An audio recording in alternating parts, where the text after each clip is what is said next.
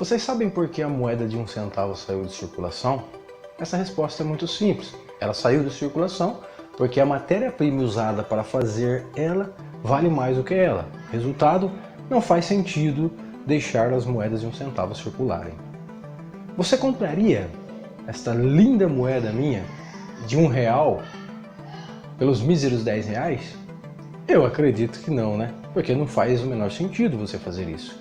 Se nós formos usar essa analogia com relação à indústria da carne, é praticamente isso que as pessoas estão fazendo. Embora não pareça, por trás de 1 quilo de bife existe toda essa desvalorização, essa depreciação aí do meio ambiente no geral. Eu fiz uma pesquisa e essa pesquisa ela é muito recente, são dados do IBGE de 2018, dizendo que no Brasil, nós vamos centralizar só no Brasil, porque se for levar aí em nível global, a coisa se estende, fica muito mais preocupante ainda, mas só no Brasil estima-se que exista 218 milhões de cabeças de gados.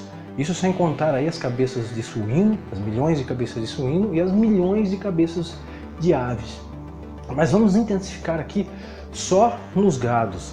Também fazendo uma pesquisa atualizada do IBGE, nós temos aproximadamente, vivendo no Brasil, 208 milhões de brasileiros.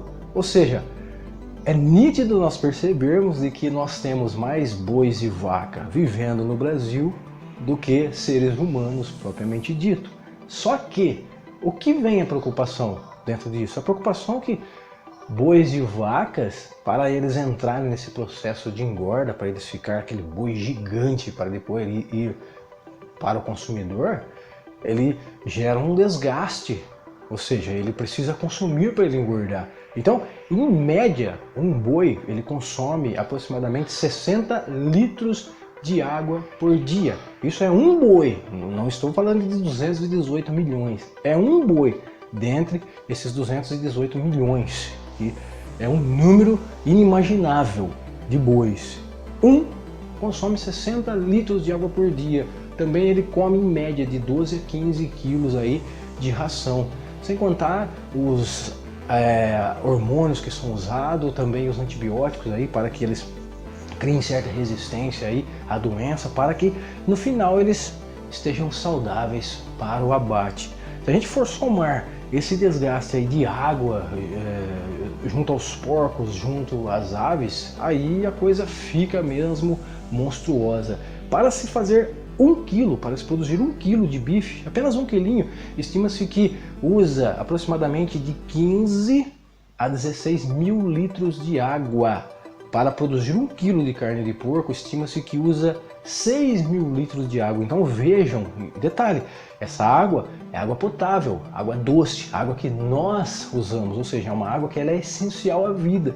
E 70% da área da agricultura é destinada simplesmente à plantação de grão, de soja, para aí alimentar esses animais, alimentar aí os suínos, as aves e os gados. Estima-se que nos países subdesenvolvidos, a maioria ali dos agricultores nesses países, eles plantam esses grãos para depois, posteriormente, exportar esses grãos aí para países como Estados Unidos, Japão, Europa.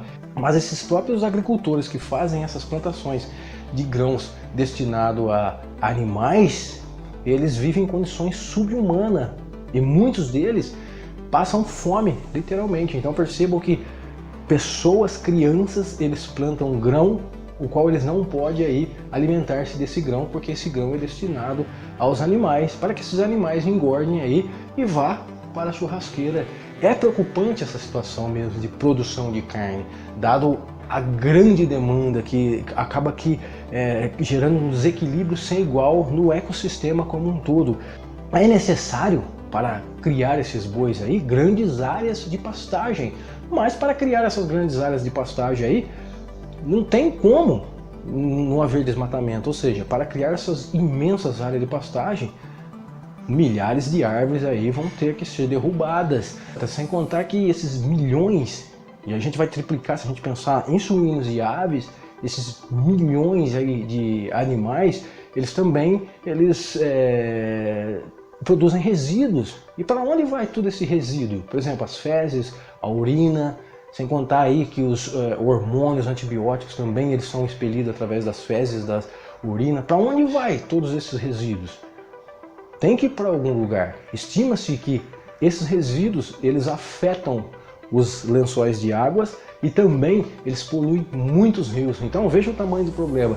Começa a poluir rios, então já começa a causar um desequilíbrio na vida marítima. O desequilíbrio ele começa a abranger 360 graus propriamente dito. E detalhes, esses milhões de cabeças de gados, eles também produzem flatulência. Flatulência nada mais é aí do que a emissão de gás metano.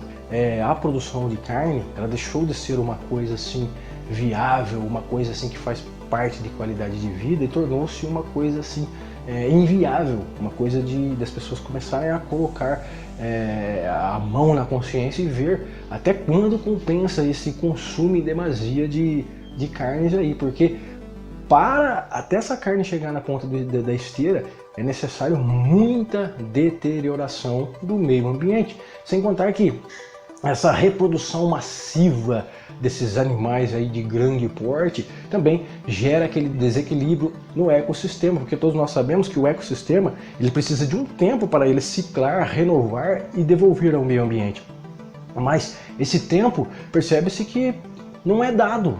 Por quê? É muito resíduo e não tem esse tempo de ciclagem devido a essa alta produção que é realmente preocupante. Isso a gente está falando só no Brasil, porque se a gente for estender isso a nível global, a coisa toma um rumo desproporcional. Escolher uma dieta vegetariana, ou uma alimentação sem carne, ou uma alimentação biológica, como você queira chamar, deixou de ser uma condição só de opção de dieta alimentar, mas tornou-se uma condição de ser consciente mesmo com relação ao meio ambiente, com relação aí às futuras gerações.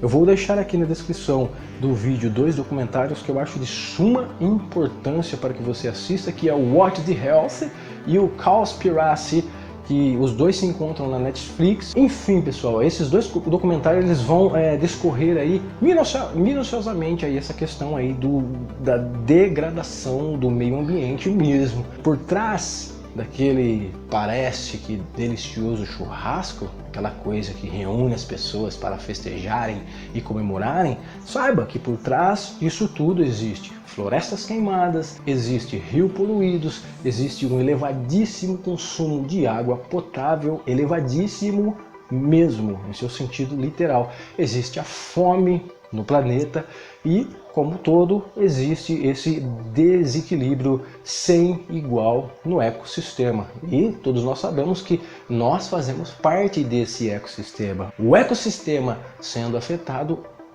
indubitavelmente nós somos afetados. Então, frisando aqui, parar de comer carne não deixou uma questão de simplesmente uma escolha alimentar, mas uma questão de responsabilidade, uma questão de consciência social. Ah, mas eu não consigo parar de comer carne, então eu até sugiro que você faça um esforço para consumir menos carne, que você já está automaticamente aí colaborando com o meio ambiente. Lembre-se, na comparação da moeda de R$1 comprada por R$10, é isso que o brasileiro está fazendo quando ele vai no mercado comprar o seu quilinho de bife.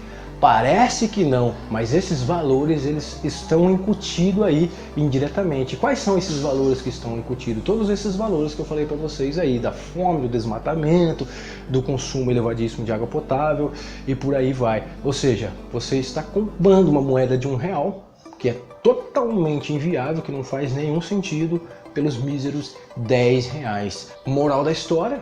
Não faz sentido. Eu acredito que vocês concordem comigo. Enfim, pessoal, essa era a ideia. Espero que eu tenha esclarecido aí vocês. E no próximo vídeo aí, continuando porque eu deixei de comer carne, ou seja, porque eu me tornei vegetariano, continuando, a gente vai ver aí sob o ponto de vista biológico. Será que nós fomos realmente projetados para consumirmos carnes? Nós vamos ver, não percam. Se inscreva no meu canal, se vocês gostarem, compartilhem, deixem um gostei, podem comentar. E até o próximo vídeo. Abraço!